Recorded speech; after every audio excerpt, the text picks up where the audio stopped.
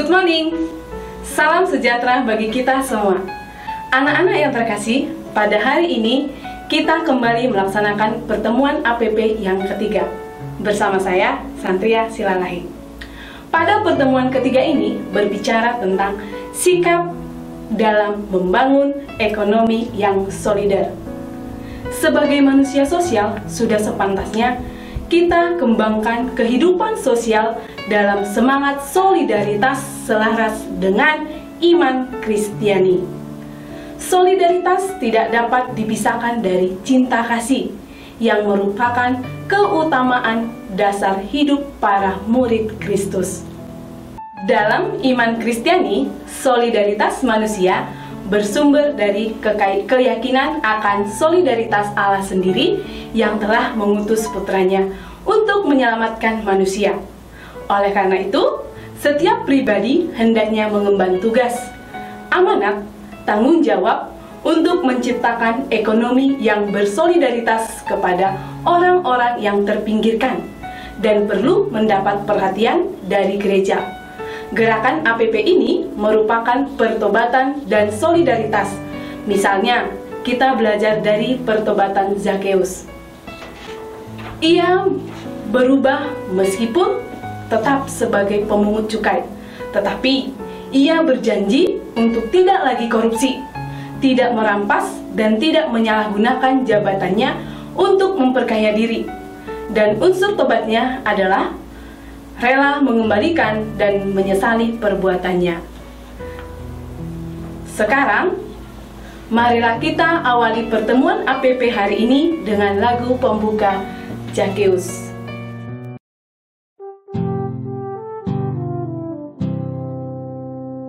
Oh Zakheus, orang pendek, kecil betul dia panjat pohon ara, hendak melihat Yesus. Tuhan Yesus pandang dia, katanya, "Hai Zakheus, turunlah. Aku menumpang di rumahmu." Oh Zakheus, orang pendek, kecil betul dia panjat pohon ara, hendak melihat Yesus. Tuhan Yesus pandang dia, katanya, Hai Zakheus, turunlah. Aku menumpang di rumahmu.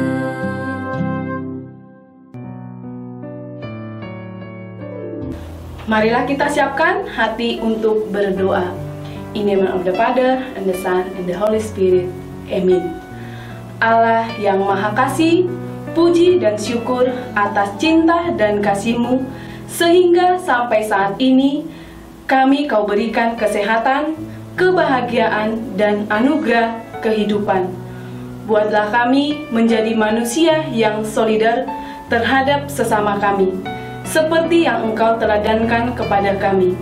Dengan pengantaran Yesus Kristus, Tuhan kami. Amin. In the name of the Father, and the Son, and the Holy Spirit. Amin. Anak-anak yang terkasih, marilah kita dengarkan cerita dongeng anak-anak India dengan judul Raja yang Bertobat. Di India, ada seorang raja yang tidak disukai rakyatnya. Raja itu sering berbuat tidak adil. Rakyatnya pun berdoa agar sang raja cepat turun dari jabatannya. Suatu hari, sang raja menyuruh rakyatnya berkumpul di lapangan. Setelah semuanya berkumpul, dia pun berkata, "Rakyatku, aku minta maaf karena sering berbuat tidak adil. Aku berjanji, mulai sekarang aku akan berbuat adil. Aku akan membuat kalian hidup damai dan tentram." Raja pun menepati janjinya. Dia mengirim pengawal untuk mencari tahu apa yang dibutuhkan rakyatnya. Akhirnya, sang raja membangun jalan dan jembatan. Dia juga mengurangi biaya pajak. Rakyat pun merasa heran dengan perubahan sang raja. Salah satu rakyatnya pun bertanya, "Mengapa sang raja sekarang menjadi sangat baik?" Sang raja menjawab, "Suatu hari aku pergi ke hutan. Di sana aku melihat anjing yang mengejar rubah. Anjing itu menggigit rubah sampai kaki rubah menjadi pincang. Kemudian anjing itu pulang. Di tengah perjalanan, anjing itu bertemu seseorang. Orang itu membawa keranjang yang sangat besar dan berat. Karena keberatan, keranjang orang itu jatuh dan menimpa si anjing. Kaki anjing pun menjadi pincang. Orang itu jatuh dan kuda dan kakinya pun patah. Si kuda langsung berlari kencang, namun salah satu kakinya masuk ke dalam lubang, kakinya patah. Lalu, tanya rakyat heran. Lalu aku berpikir, siapa yang berbuat jahat pada sesama makhluk hidup, dia akan mendapatkan balasannya. Itulah mengapa sekarang aku ingin menjadi raja yang baik, kata sang raja sambil tersenyum. Setelah mendengarkan cerita dongeng tersebut, sekarang persiapkan alat tulis dan juga buku perwit kalian ya, untuk menjawab pertanyaan refleksi berikut ini. Yang pertama, apa yang terjadi dengan raja dalam cerita di atas? Silahkan dijawab ya, anak-anak.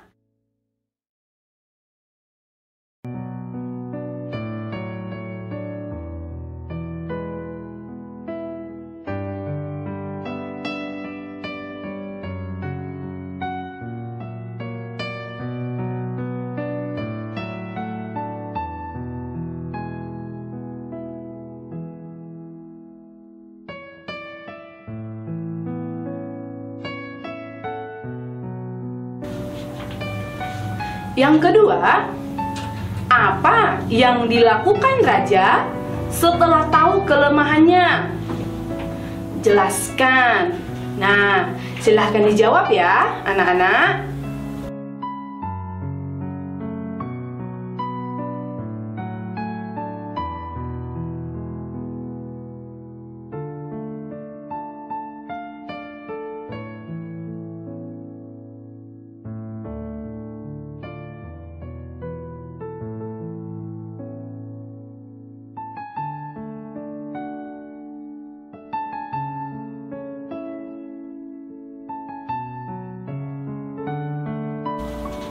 Setelah kita berefleksi, marilah kita saksikan bersama tayangan Peneguhan Hati.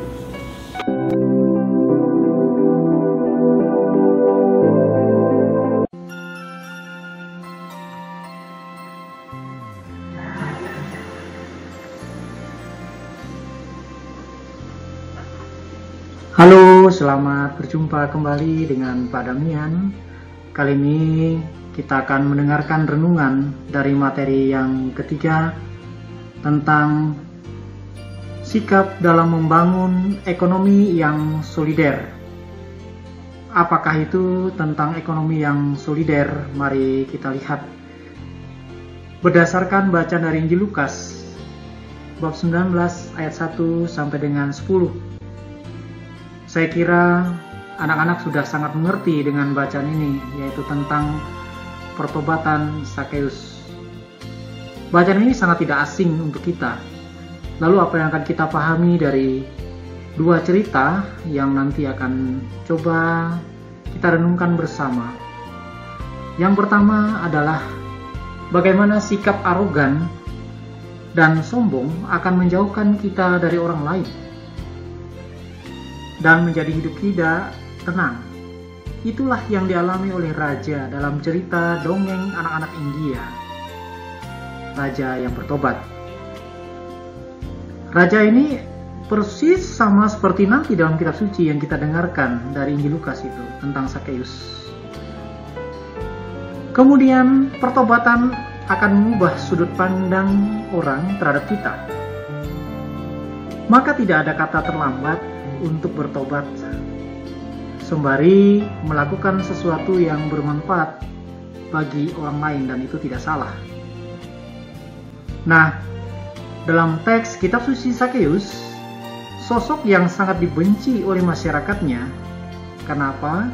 Sebagai pemungut atau sebagai kepala pemungut cukai, tentu saja erat berkaitan dengan pekerjaan yang basah atau pekerjaan yang ini akan sangat menyakitkan semua pihak. Tentu saja sebagai kepala pemungut cukai, dia punya harta yang begitu banyak. Maka akan mengubah sudut pandang hidupnya untuk menjadi sombong dan boleh dikatakan arogan.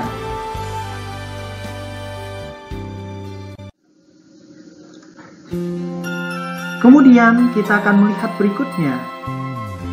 Pertobatan Sakeus adalah perjumpaan dengan Yesus.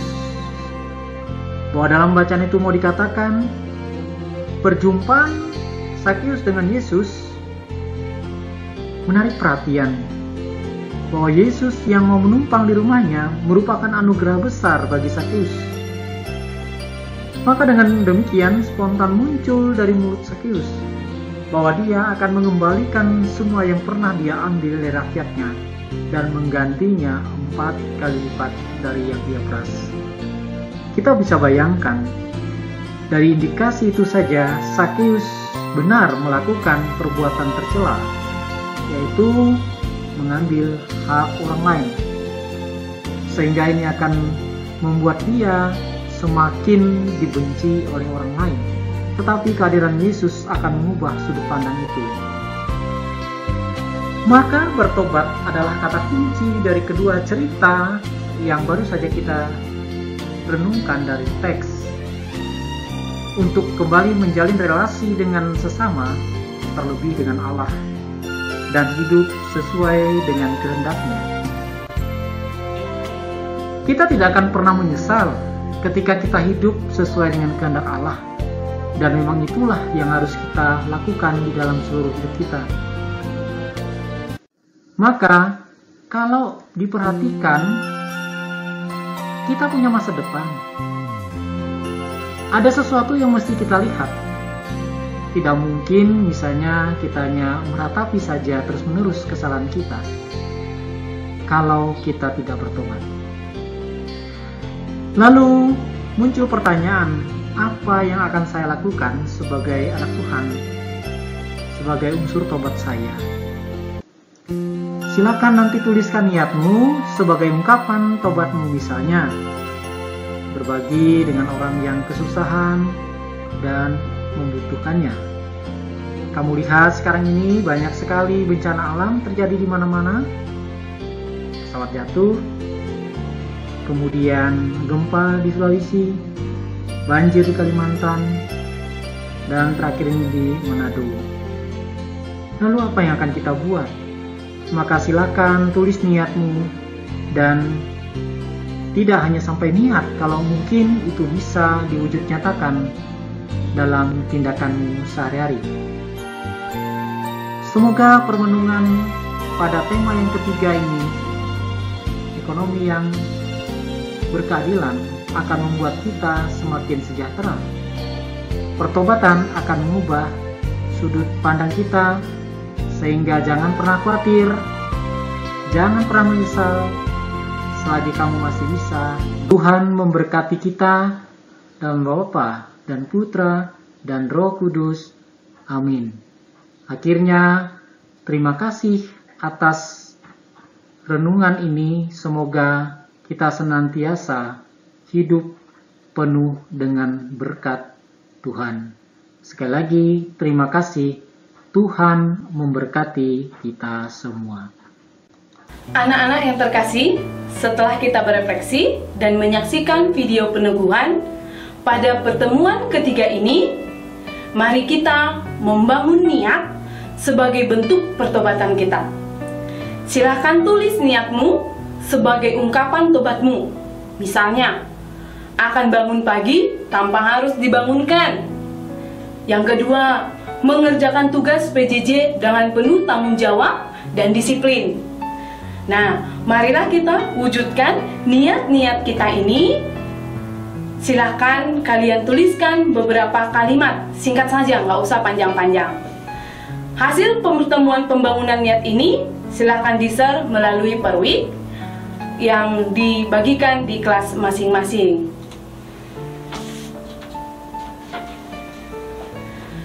Nah, sikap solider akan membuat diri dan orang lain berubah karena adanya sikap berbagi, menolong, dan merasakan penderitaan orang lain sebagai unsur tobat.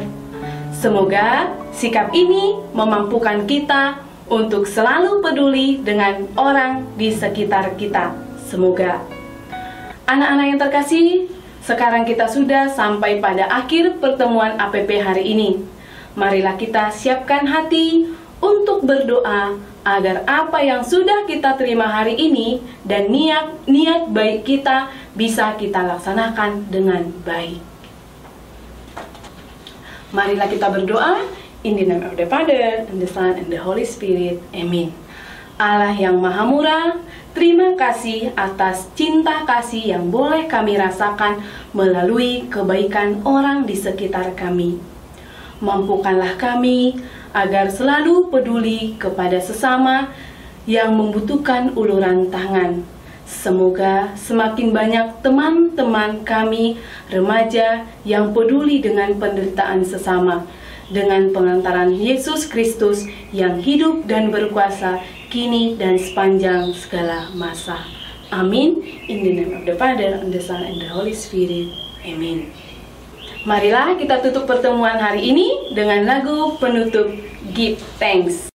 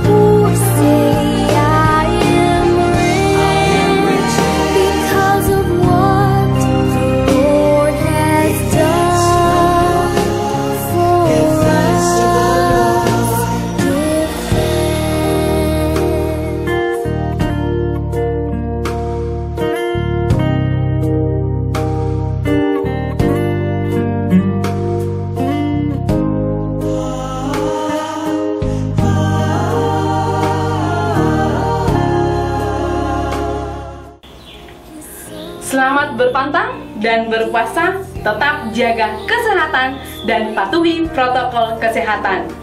Ingat pesan Ibu, pakai masker. Tuhan Yesus memberkati.